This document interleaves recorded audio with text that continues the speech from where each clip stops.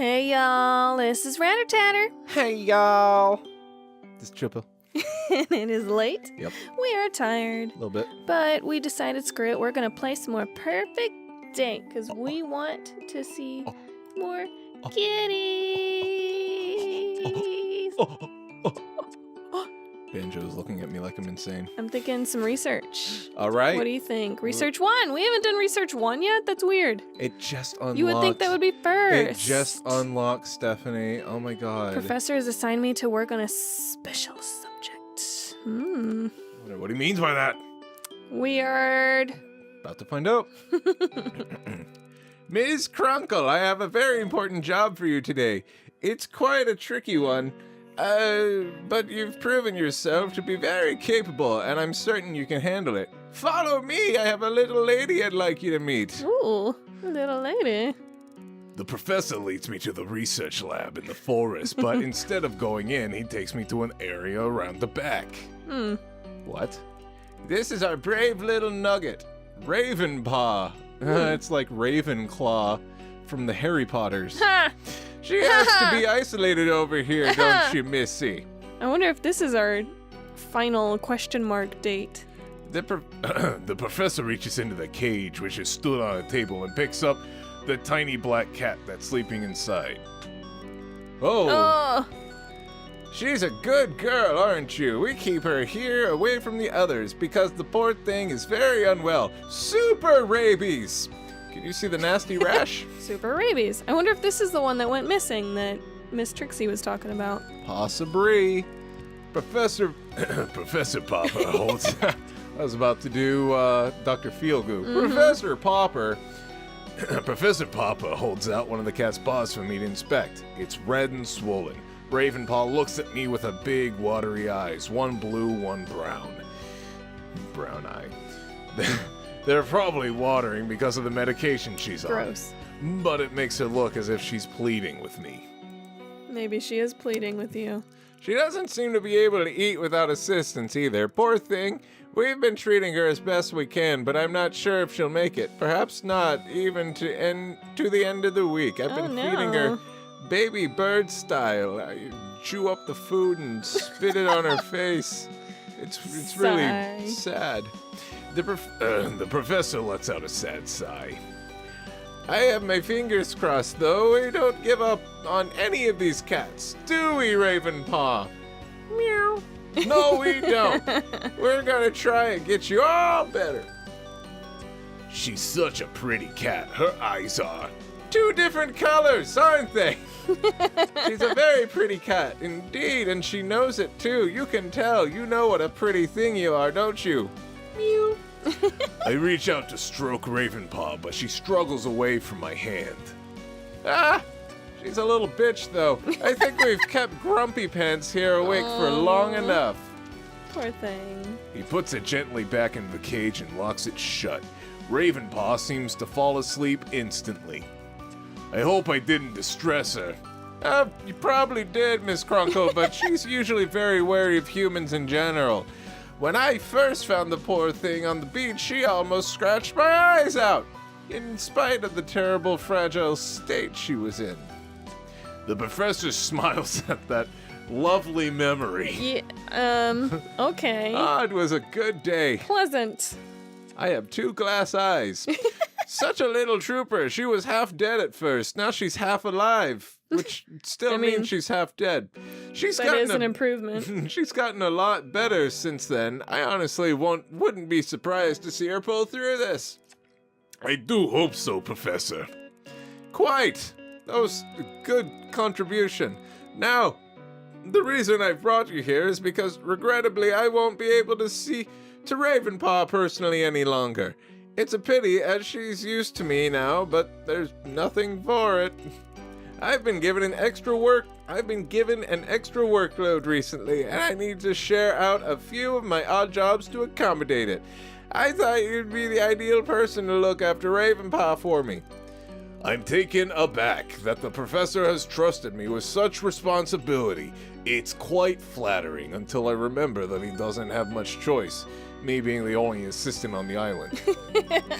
The favorite by default, that's me. Yeah. Every day she requires a change of dressing, a dose of, like ranch? A dose of medication, some cream rubbed into her rashes, and a syringe full of some nutrient milk. This can be quite distressing for her, so I'd like someone with a nice and patient manner to take over for me. Would you be interested, Ms. Krunkle? Of course, sir. I'd love to help out in any way I can. That's what I'm here for. Ah, splendid. I'm so glad. I think you and Ravenpaw will get along famously before too long. She has such a sweet nature. I look forward to it, sir. Could you start now? This instant? Oh, of course. Tip top, I shall be in the lab. See you. Bye! Please don't be afraid to give me a shout. Except don't. Okay, Professor. Out of here. See you later. I don't actually have more stuff to do. See you, sucker. I feel a little apprehensive as I watch Professor Papa retreat into the lab. I didn't realize I'd be expected to do everything right now without training or anything. Well, I remind myself that that this is isn't life. like an ordinary lab back home. I must try to adapt to the higgledy-piggledy way things are done here. Higgledy-piggledy? Never heard of that. I take a deep breath. It's like a British term, I think. Yeah, probably. This whole thing is very British. Change her dressing. I can do that. Where's the Thousand Island? Hello, pretty kitty. I'm very sorry, but I have to disturb you. Disturb! I start poking her restlessly. The small cat lets out a sad mew. Meow. As I lift her cage. Oh, I know, life is unfair. Now, where are your dressings? Some sort of vinaigrette. I put Ravenpaw next to the cage You're not on the letting table. go of the salad dressing Nope. thing. She lays down compliantly. She obviously knows the routine. She has a large bandage on the side of her ribs. I begin to gently remove it, trying hard not to vomit. Well, I suppose we're going to be doing this thing every day. We might as well get to know each other, right? So, what do you like to do? Hello, my name is Ms. What are your Krunkle, hobbies? and I'm quite new here. I know your name already. Ravenpaw, nice name. I bet the professor named you. He certainly knows how to pick them, doesn't he?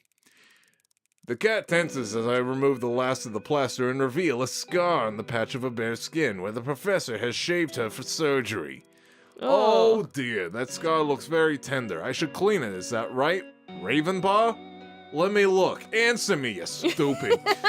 There's some drawers under the table. You animal, tell me how to do things. Tell me how to do medicine. And I quickly find some antiseptic gel and cotton pads. Pads. Now, Ravenpaw, I'm going to level with you. I don't know what I'm doing here, but please don't take it out on me. I'm doing this for your own good, okay? Trust me. You do not want this scar to become infected. That would be disastrous. Scars are already healed over, though. Not necessarily. It wouldn't be infected. A scar is something that's already healed. And it left a scar. It's a wound. I guess. The cat stays perfectly still while I wipe at her scar. She doesn't even make a sound. I have to say, I'm impressed. And a little disquieted. Wow, you're a brave girl, aren't you? Well done. Well, when I was a child, I cut my arm on some thorns and had to have antiseptic put on it. As I remember, I screamed the house down. I carefully put on a clean bandage, trying hard not to stick it in her fur. I suppose the medication comes next, doesn't it?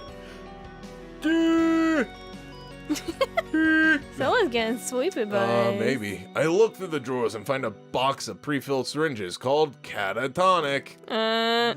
I presume you'd be taking tablets, but of course, the professor said you'd have trouble with solids, don't you? Poor thing. Okay, same thing as last time. Don't shoot the injector. Like the messenger. I get it. I hold the skin on the back of Ravenpaw's neck tight, and I go to inject it quickly to get it over with, but the syringe is stiff, and it takes a lot longer than I expected. Again, the little cat makes no response, doesn't move a muscle, almost as if she can't feel it. Or she's dead. She might be dead. Good girl. Gosh, you are so tough. You know, I bet you and McMurphy would get on like a house on fire. Okay, Ravenpaw's ears perk up as if she heard a rattlesnake. They don't look perked. McMurphy is one of the coolest people I met. I mean, I was a little wary at first, but he has that Irish charm that's just so hard to resist. The tiny cat's head spins to look up at me. What the fuck did you say? How do you know she... Oh, wait. How would this go? What is this voice? How do you know he's Irish? No. No. How do you know he's Irish? Like a really sluggish... How do you know he's Irish? My heart lurches into my throat!